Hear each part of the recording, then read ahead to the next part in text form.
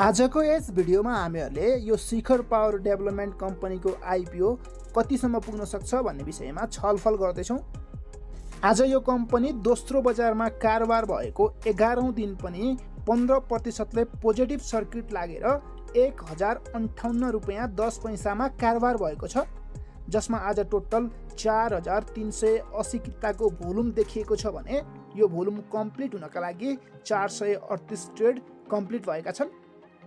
आजको यो भोल्युम र ट्रेड्स हेर्ने हो भने आजको यो टोटल भोल्युम भनेको आइपिओ होल्डरको भोल्युम हो, यानि कि आज जति पनि सेयर बिक्री भएको छ त्यो भनेको आइपिओ पर्ने मान्छेले बिक्री गर्नुभएको छ। आज 11औं दिनसम्म आउँदा यस कम्पनीको टोटल 10,630 किता दोस्रो बजारमा कारोबार भएको छ, जसमध्ये पनि आज मात्रै 4,380 किता कारोबार भएको छ। यसको अर्थ के हो भने अब आइपिओ पर्ने मान्छेहरू अलिकति सलबलाउन थाल्नु भएको छ, यानि कि उहाँहरूले अब सेयर बेच्न खोज्दै हुनुहुन्छ। यहाँनिर मेरो प्रिडिकेट के हो भने यस कम्पनीको प्राइस 1400 रुपियाँको हाराहारी पुग्ने सम्भावना मैले म्याक्सिमम देखेको छु। त्यो हिसाबले तपाईहरुले यस कम्पनीको आइपिओलाई होल्ड गर्नुभयो भने यसको प्राइस सजिलै 1400 रुपियाँसम्म पुग्ने सम्भावना रहेको छ।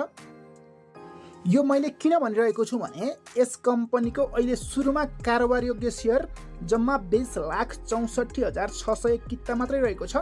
हुन त यस कम्पनीले आफ्नो जारी पुँजीको 32.65% ले हुन आउने 32 लाख किता सेयर पब्लिक सेयर निष्कासन गरेको थियो।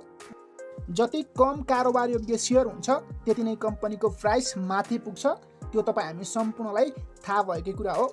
यहाँनिर डिमान्ड एन्ड सप्लाईको खेलले गर्दा कम्पनीको प्राइस म्याक्सिमम माथि पुग्छ। आज यस कम्पनीको प्राइस 1058 रुपियाँ 10 पैसा रहेको छ, जसमा भोलि स्योर यस कम्पनीमा सर्किट लाग्नेछ। भोलि 15% सर्किट लाग्दाखेरि यस कम्पनीको प्राइस 1216 रुपियाँ पुग्नेछ। त्यसै गरी यदि तपाईहरुले टाइटली होल्ड गर्नुभयो भने पर्सि पनि यस कम्पनीको प्राइसमा पोजिटिभ सर्किट लागेर यस कम्पनीको प्राइस झन्डै 1400 रुपियाँ पुग्ने सम्भावना एकदमै बलियो छ। जस्ट तपाईहरुले नआत्तिकन आफूसँग परेको 10 किता सेयरलाई टाइटली होल्ड गर्नु पर्यो। अहिलेसम्म जम्मा 10,000 किता मात्रै मार्केटमा सर्कुलेसन भएको छ भनेपछि सम्पूर्ण सेयर अझै आइपिओ होल्डरसँग छ। तपाईहरुले जति टाइटली होल्ड गर्नुहुनेछ त्यति नै कम्पनीको प्राइस माथि पुग्नेछ।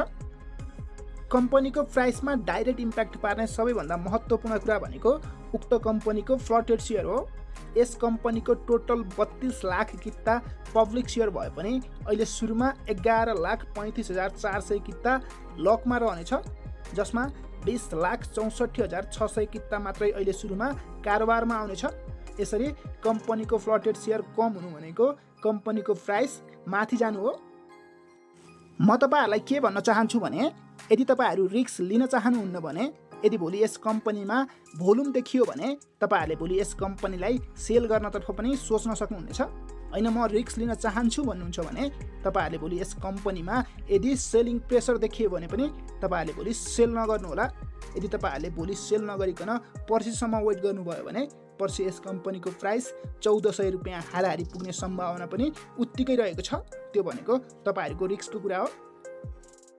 यो भन्दा बाहेक म तपाईहरुलाई पाल्पा सिमेन्ट इन्डस्ट्रीको पनि एउटा एक्स्ट्रा टिप्स दिन चाहन्छु। आज पाल्पा सिमेन्ट इन्डस्ट्रीमा झन्डै 80,000 किताको भोल्युम देखिएको छ। यसको अर्थ के हो भने भोलि यस कम्पनीमा सेलिङ प्रेसर देखिने चान्स एकदमै बढी छ।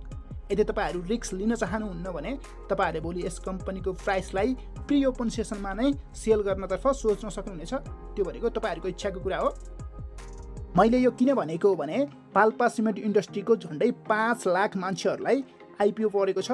त्यो हिसाबले यदि सेलिङ प्रेसर बढी आयो भने तपाईहरुले टपमा त सेल गर्न सक्नुहुने छैन। त्यो हिसाबले तपाईहरुले फ्री ओपन सेसनमा यदि सेल गर्नुभयो भने तपाईहरुलाई प्रॉफिट हुन सक्छ। त्यो भनेको तपाईहरुको इच्छा कुरा हो। जस्ट मैले तपाईहरुलाई इन्फर्मेसन मात्र दिएको हो। यो भन्दा बाहेक यदि तपाईहरु अरु कुनै कम्पनीको बारेमा बुझ्न चाहनुहुन्छ भने तपाईहरुले मलाई कमेन्ट गरेर पनि सोध्न सक्नुहुनेछ। आजका लागि भने मैले यो भिडियोमा यति नै गर्न चाहन्छु। हस्त धन्यवाद।